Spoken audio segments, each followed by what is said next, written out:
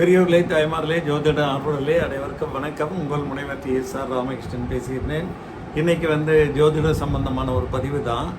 10ஆம் இடமும் அதன் அதிபதியும். 10ஆம் இடம் எந்த ஒருவருக்கும் லக்னத்துக்கு 10ஆம் இடம் தொழில் ஸ்தானம், கர்மஸ்தானம் சொல்லுவாங்க. இந்த கர்மஸ்தானம் என்று அழைக்கப்படும் 10ஆம் இடம் மனிதனுடைய தொழிலை குறிக்கின்றது.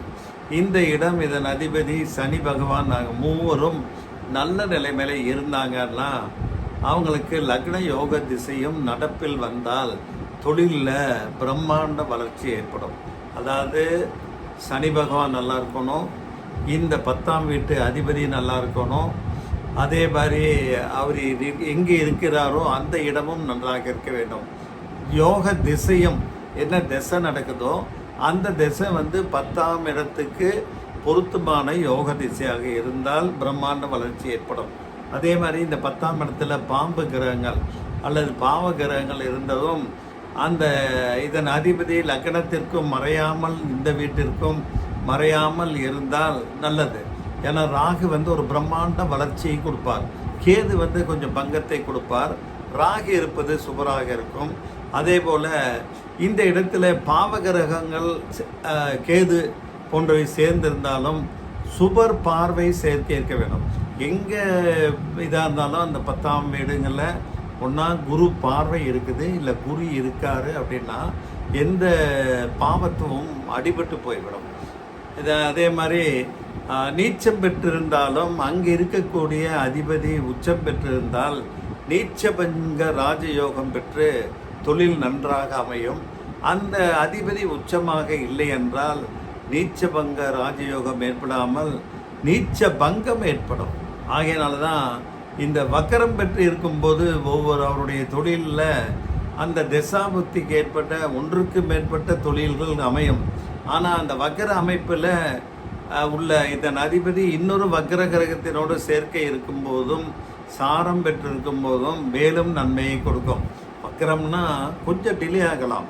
எதிர்பார்த்து 100% டெவலப்மெண்ட் இருக்காரு, 60-70% இருக்கும். ஆனால் அதே நேரத்தில் 2 கிரகங்கள் வக்கரமாகி இருந்ததுன்னா அந்த வக்கரம் ஆட்டோமேட்டிக்காக நிவர்த்தியாகி ஒரு நல்ல டேர்னிங் பாயிண்ட், நல்ல நிலையை, நன்மையை கொடுக்கும். இந்த தனித்த குரு மற்றும் கேது இருக்க தொழிலமையாத நிலை உண்டாகும். அதனால தான் அந்த குரு கூட ஏதாவது ஒரு சுபர் இருந்தாங்கன்னா நன்றாக இருக்குன்னு சொல்கிறது. அதே போல் சனி இருப்பதும் நல்லது தான். சனி தான் இருக்கும் இடத்தை வலு சேர்ப்பாரே தவிர பார்க்கும் இடத்தைத்தான் கெடுப்பார். அது அந்த 3, 7, 10 பார்வையில் தான் அந்த கெடுபலன்கள் ஏற்படும். 10ல் சனி இருப்பதோ காரகோபாவ நாஸ்தி இல்லையா என்றால் நிச்சயம் இல்லை என்று தான் சொல்ல வேண்டும். அதற்கு மாறாக இவனுடைய திசை நடப்பில் பொறுப்புகள் அதிகமாகும். 4ஆம் இடத்திலே சுப கிரகங்கள் இருந்தால் அவை 10ஆம் இடத்தை 7ஆம் பார்வையாக பார்க்கும். அதனால தான் 4ஆம் இடத்துல சுப கிரகங்கள் இருந்து அதன் மூலமாகவும் 10ஆம் இடம் மேலும் பலப்படும். ஒருவருடைய தொழிலை தேர்வு செய்ய 10ஆம் அதிபதி சந்திரனுக்கு 10க்கு அதிபதி, அதான் 10ஆம் அதிபதி லக்னத்துக்கு 10, இல்லைன்னா ராசிக்கு 10ஆம் அதிபதி. இதில் யார் வலுவாக இருக்கின்றார்களோ அதை பொறுத்து தொடர்ந்து நடக்கும் தசாபுத்தி காலங்களில் நல்ல பலன்கள் ஏற்படும். அபரிதமான லாபம் கிட்டும், தொழில் வளர்ச்சி நன்றாக இருக்கும். 10இன் அதிபதி 7ல் நின்றாலும் 7இன் அதிபதி 10ல் நின்றாலும் கூட்டு தொழில் செய்யலாம். ஏன்னா 7ஆம் இடம்ங்கிறது கூட்டு தொழிலுக்கு வெற்றியை தருவதாகும். பொதுவாகவே சுய தொழில் செய்யும் நபர்களுக்கு ஆட்சி உச்சம் பெற்ற கிரகங்களின் திசை நடப்பில் சில பிரச்சனைகளை தொழில் சார்ந்து ஏற்படுத்தும். லக்னத்துக்கு அதிபதி 10ல் நின்றால் யாருடைய தூண்டுதல்கள் இல்லாமலும் உதவி இல்லாமலும் சுயமாக தொழில் தொடங்கும் யோகம் ஏற்படும். அதே மாதிரி இந்த லக்னத்துக்கு 10ல் சூரியன் போன்ற கிரகங்கள் இருந்ததுன்னா நிச்சயமாக ஒரு அருமையான அபரிதமான லாபம் கிட்டும். வேலையில் இருப்பவங்களுக்கு பார்த்தீங்கன்னா லக்னத்துக்கு 10ல் இருக்குது சூரியன், அதுவும் ஒரு ஆட்சி அல்லது உச்சம் பெற்றிருக்காரு, கெடாமல் இருக்காரு அப்படின்னா கண்டிப்பாக அரசு வேலை, இல்லைன்னா பெரிய ஒரு என்டர்பிரனர், இல்லைன்னா பெரிய ஒரு ஐடி நிறுவனத்தில் பணியாற்றக்கூடிய இதாகும்.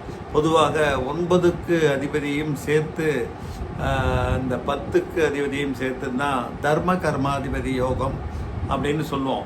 ஸோ ஒருவருடைய ஜாதகத்தில் 9ஆம் அதிபதியும் 10ஆம் அதிபதியும் நன்றாக இருந்தாலே எல்லா வளங்களும் கிட்டும். தர்ம கர்மாதிபதி யோகம் சொல்லுவோம். 9ஆம் இடத்தை பாக்கியஸ்தானம் சொல்லுவோம், 10ஆம் இடத்தை தொழில் ஸ்தானம் சொல்லுவோம்.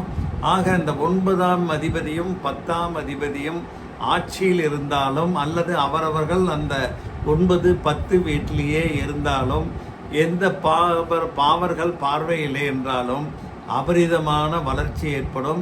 உங்கள் ஜாதகத்தில் இந்த மாதிரி இருக்குதான அமைப்பு ஆய்வு செய்து, இல்லைன்னா நல்ல ஜோதிடரிடம் கொடுத்து ஆய்வு செய்து அதற்கேற்ற தொழில் செய்து நல்ல வருமானத்தை பெருக்குங்கள் என்று கூறி நிறைவு செய்கின்றேன்.